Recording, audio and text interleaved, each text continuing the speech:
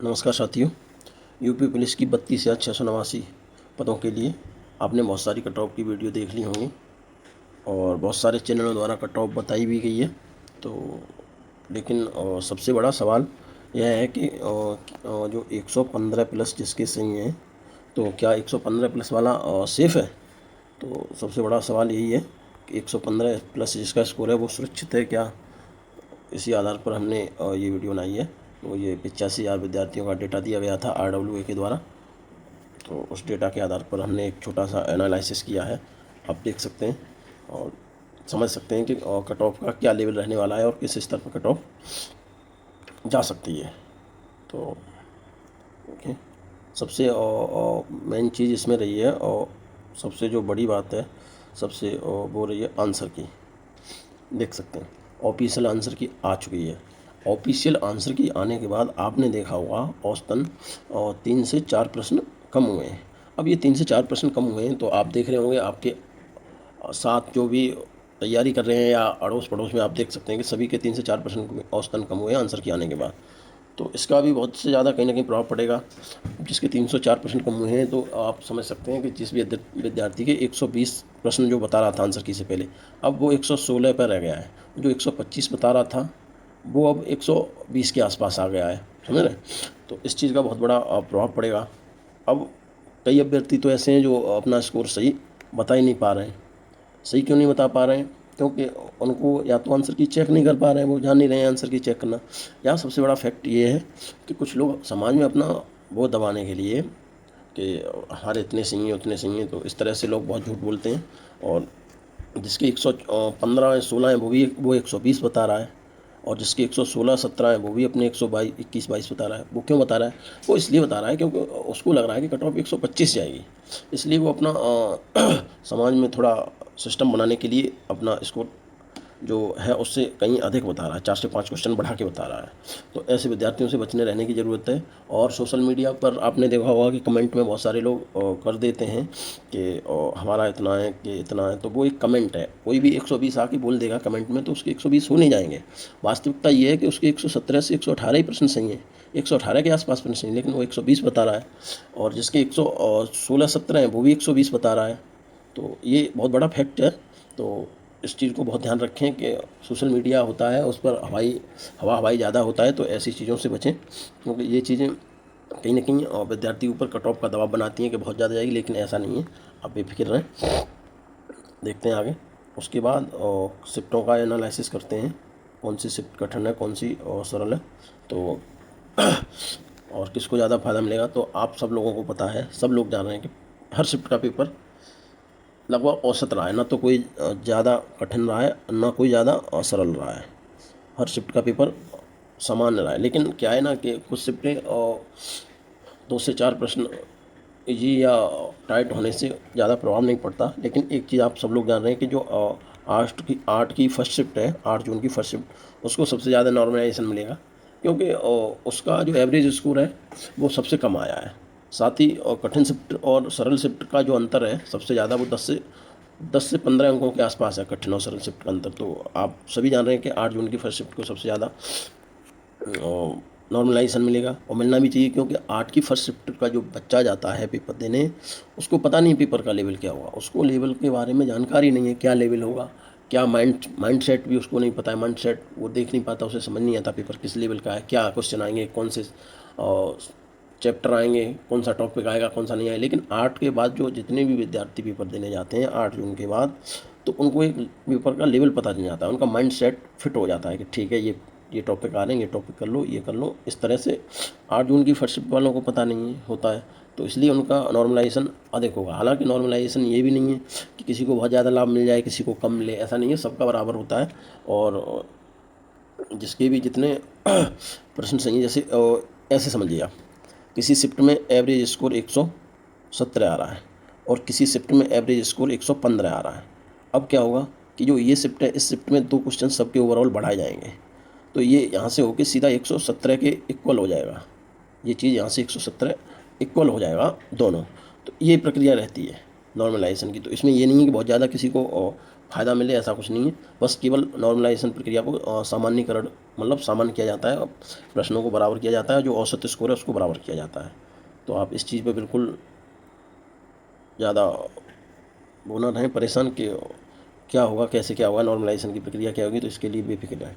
और इसीलिए मैं बता रहा हूँ कि जिसका रॉ स्कोर है, रॉ स्कोर में कम है, जिसके 115 के आसपास हैं, प्लस माइनस 1 या 2 है, तो वो अपने आप को अभी से बाहर ना माने, वो अपना रनिंग वनिंग करता रहे और चीज़ों को करता रहे, साथ ही 2 से 3 घंटे की पढ़ाई करता रहे, वो उसके लिए ज़्यादा फ़ायदेमंद होगा। ठीक, और ये चीज़ें आप इसको करते रहेंगे, सही रहेंगे। और सबसे बड़ा हमारा पॉइंट है जो आप लोग समझ रहे होंगे, सबसे बड़ी मेन चीज़ जो पॉइंट है, तो सबसे बड़ा पॉइंट यही है सबसे, क्योंकि वैकेंसी 32,689 हैं, सॉरी 32,679 वैकेंसी हैं। तो 32,679 वैकेंसी में आपको DBPST के लिए और 2.5 से 3 गुना विद्यार्थियों को बुलाया जाएगा। अब 2.5 से 3 गुना विद्यार्थियों को बुलाया जाएगा, तो आप समझ सकते हैं कि जो कट ऑफ, जो पहली कट ऑफ लगेगी DBPST की, वो 80 से 1 लाख के बीच में लगेगी। अब 80 से 1 लाख के बीच में लगेगी, तो आप 80 से 1 लाख की भर्ती मान के चलें, ऐसा माने कि 1 लाख भर्ती, 80 या 1 लाख भर्ती की कट ऑफ लग रही है, तो पहली कट ऑफ यही लगेगी। तो इस तरीके से आप समझ सकते हैं कि चीज़ें कहीं ना कहीं बहुत ही, आप जो सोच रहे हैं उससे कहीं अच्छे स्तर की नहीं होने वाली हैं। आप जो सोच रहे हैं मतलब बहुत ही कट ऑफ का ज़्यादा इफेक्ट नहीं पड़ेगा। तो ये चीज़ है। तो अब कुछ लोग कहेंगे कि नहीं 2.5 गुने अभ्यर्थी बुलाए जाएंगे, तो भाई 2.5 गुने अभ्यर्थी बुलाए जाएंगे। 20 से 25 लाख विद्यार्थियों ने एग्ज़ाम दिया है, तो आप समझ सकते हैं ऐसे में 1 से 2 लाख ऐसे लोग विद्यार्थी होंगे जिनके नंबर बराबर होंगे, और जिनके नंबर बराबर होते हैं आप समझ सकते हैं, और जो कट ऑफ लगेगी उसमें ऐसे कम से कम 8 से 10,000 अभ्यर्थी होंगे जिनका नंबर लगभग बराबर होगा। तो आप समझ सकते हैं 8 से 10,000 विद्यार्थी, तो वो कहीं ना कहीं 80 प्लस हो जाएगा, 88, 90 या 92, तो 1 लाख के समथिंग रहेगा। तो आप इस चीज़ के लिए बिल्कुल बेफिक्र रहें कि क्या होने वाला। और कट ऑफ जहाँ तक सवाल है, तो मैं आपको कट ऑफ दिखा दे रहा हूँ, एक्सेप्ट कट ऑफ जो हमारे द्वारा बनाई गई है, और आप चाहें तो इसका स्क्रीनशॉट ले सकते हैं। और जनरल की कट ऑफ, जनरल में जो भी व्यक्ति 117, 120 हैं, जिसके 117, वो अपनी रनिंग करें, क्योंकि रनिंग इसमें बहुत महत्वपूर्ण है। तो 117 से 120 हैं वो कट ऑफ करे। EWS में जिसके 114 से 116 हैं वो अपनी रनिंग करता रहे, और OBC में जिसके 115 से 118 क्वेश्चन है वो रनिंग करें, और SC में 108 से 111 हैं वो अपनी रनिंग करें, और ST में 99 से 194 वो अपनी रनिंग करें, और रनिंग करते रहे। और एक बात और याद रखनी है, साथ ही साथ रोज़ाना 2 से 3 घंटे की पढ़ाई करें। पढ़ाई क्यों करें? क्योंकि अभी आपने UPSI का एग्ज़ाम दिया, उसके बाद आपने यूपी पुलिस का एग्ज़ाम दिया, समझना बात को, ठीक है। आपने UPSI का एग्ज़ाम दिया, आपने यूपी पुलिस का एग्ज़ाम दिया।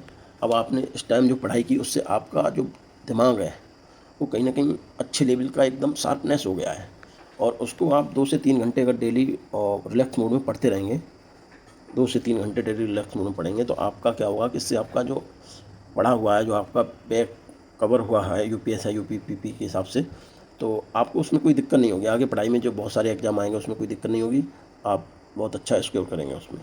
तो यही है। बाकी और ये एक और एनालिसिस है जो मैं बहुत ही सही तरीके से आपको समझा सकता हूँ, चाहें तो इसका भी आप स्क्रीनशॉट ले सकते हैं। देखो, यदि आपके 115 प्लस प्रश्न सही बन रहे हैं, ये OBC और जनरल की बात हो रही है, OBC और जनरल, ठीक है। जिसके भी 115 प्रश्न सही हैं, तो वो अभी ना तो ओवर कॉन्फिडेंस होना है उसे। ओवर कॉन्फिडेंस क्यों नहीं होना है? क्योंकि बहुत ज़्यादा ओवर कॉन्फिडेंस की 115 सही है, मेरा तो आ ही जाएगा, तो उसे ना तो ओवर कॉन्फिडेंस होना है, और 115 और ना ज़्यादा पैनिक होना है। पैनिक क्यों नहीं होना है? क्योंकि पैनिक कि अरे मेरा नहीं होगा, ये क्या हो गया, कम हो गए नंबर, ये किस तरह से होगा, तो उसे पैनिक भी नहीं होना है, और बहुत ज़्यादा ओवर कॉन्फिडेंस नहीं होना है। उसे क्या करना है, चुपचाप रिलैक्स मोड में, समझ रहे हो, चुपचाप रिलैक्स मोड में रह के 1 से 2 किलोमीटर डेली रनिंग करो, साथ ही 2-3 घंटे रोज़ पढ़ाई करते रहो। क्योंकि अगर बाई द वे किसी भी प्रकार से, पहले तो हम क्यों चाहेंगे आपका नो, हम तो चाह रहे हैं सभी बच्चों का सिलेक्शन हो जाए, सभी बच्चे वर्दी धारण करें।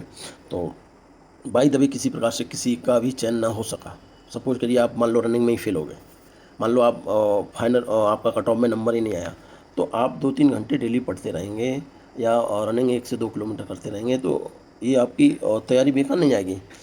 अगली भर्ती आएगी, और नेक्स्ट भर्ती में 81,000 वैकेंसी आने वाली हैं, तो वहाँ आपकी स्थिति बहुत मजबूत होगी। तो आप पढ़ाई और ये 2 चीज़ें बिल्कुल ना छोड़ें। अब आगे क्या करना है? आगे वही करना है, रनिंग शुरू करें डेली।